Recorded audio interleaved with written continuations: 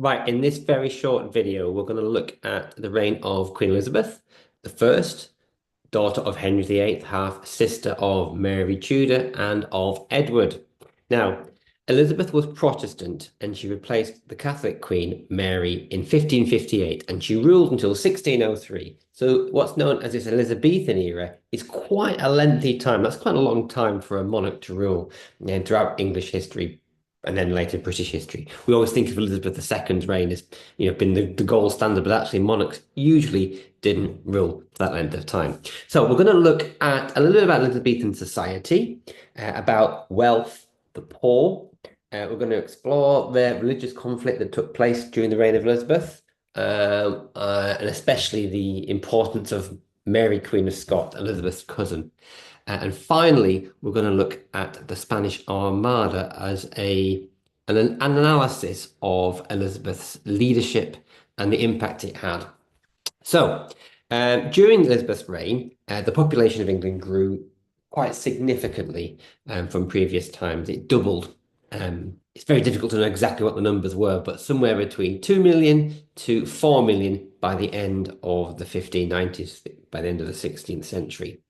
Now, the country was becoming wealthier. There was a burgeoning wool trade, and of course, there's trade, especially there's the growing slave trade. It's not in any way of the size that was to come later, but we see the beginnings of that.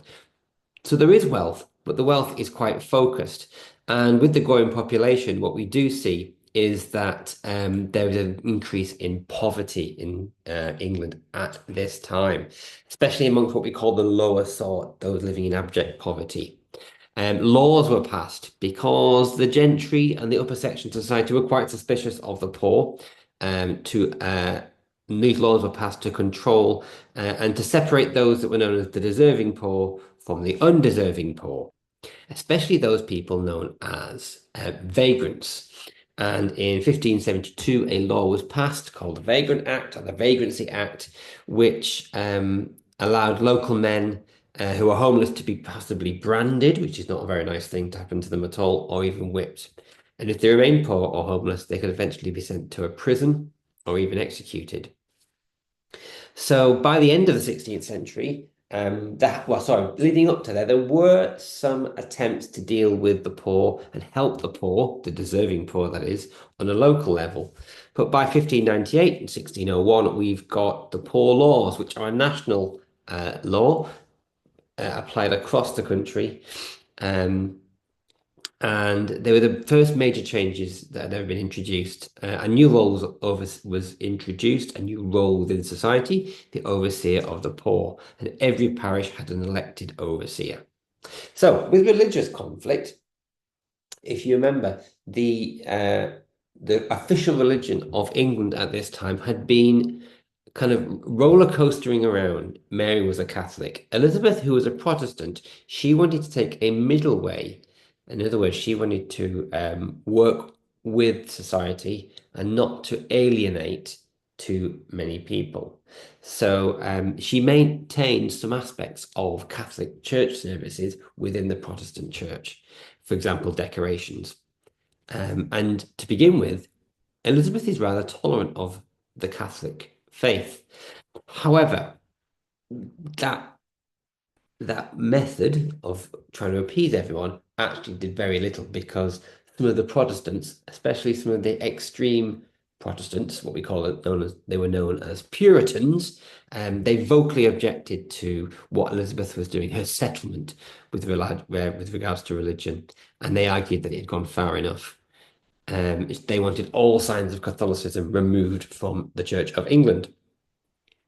It didn't help matters that a small minority of Catholics were also plotting to have her overthrown and replace her with a Catholic monarch.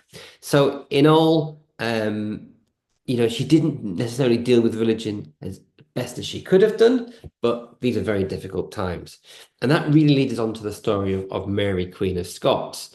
Now, Mary had been Queen of Scotland from a very early age, and she was married firstly to the King of France, and so she was both King of Scotland and France. But later he died in 1560, She's back in Scotland, and attitudes towards female monarchs in Scotland were not that great. She was involved in the possible murder of her second husband, and in 1568, she's expelled by the Lords, or she's overthrown and replaced by her 2-year-old son, James, who was later to become James I of England. So Mary goes across the border from Scotland into England to Carlisle, the north of England, to ask Elizabeth for help. Now, Elizabeth's under a lot of pressure. She's got her advisors and her ministers telling her that Mary will be a symbol, a conduit, something that other Catholics in the country will gravitate towards, and we could see more plots, further plots to overthrow Elizabeth. So Elizabeth kind of keeps Mary in England for a long, long time as supposedly her guest, but essentially she's imprisoned. She doesn't want to send her to France, where she could rally more support against her, and they never meet. But in 1586, 1587, that's right, Mike, um, Elizabeth finally agrees because of the weight and the number of plots that were being made against her. She signs the death warrant of Mary, Queen of Scots. Initially withdraws it and keeps hold of the warrant, but somehow that death warrant gets out, and Mary is executed. Now, it could be argued that the execution of Mary, Queen of Scots, angered the Spanish to the point where they were now ready to invade. Now, there were lots of reasons why the Spanish were thinking of invading England at this time. Philip had been married to Mary Tudor before 1558, before Mary died. Spain was angered by the English about what they'd been doing. The English had been fighting rebels in the Spanish Netherlands for a while. The English had also been raiding Spanish ships, bringing back riches from the New World. Whatever the instigator was, maybe it was the execution of Mary, Queen of Scots.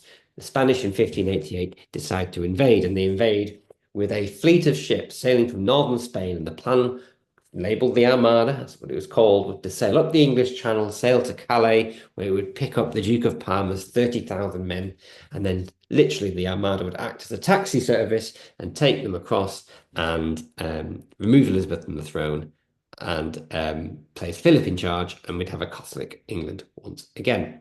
The plan goes wrong for lots of reasons. Firstly, the Spanish were not necessarily well led.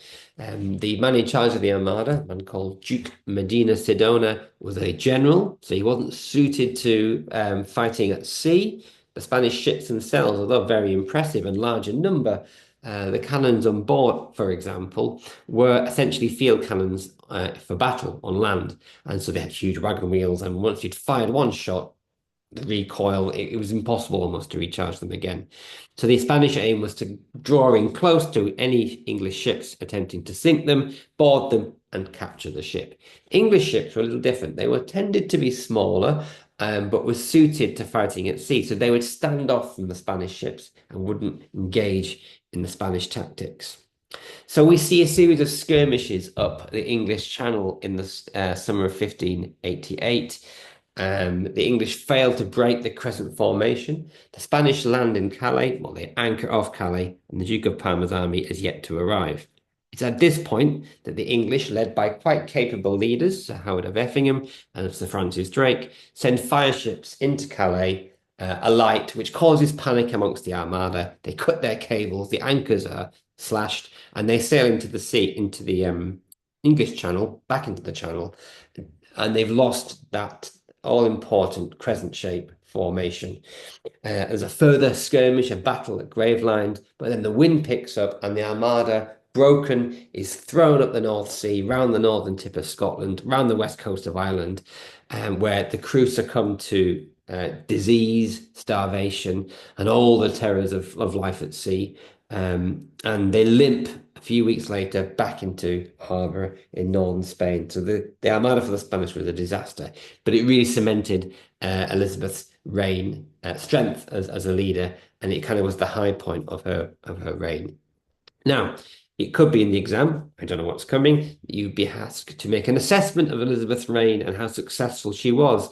Well, you could talk about her challenges with religion, you could talk about her decision with Mary, Queen of Scots, her conduct and her role in the Armada. Was it really Elizabeth's leadership? Was it down to luck, the decisions of the Spanish? or the English leadership.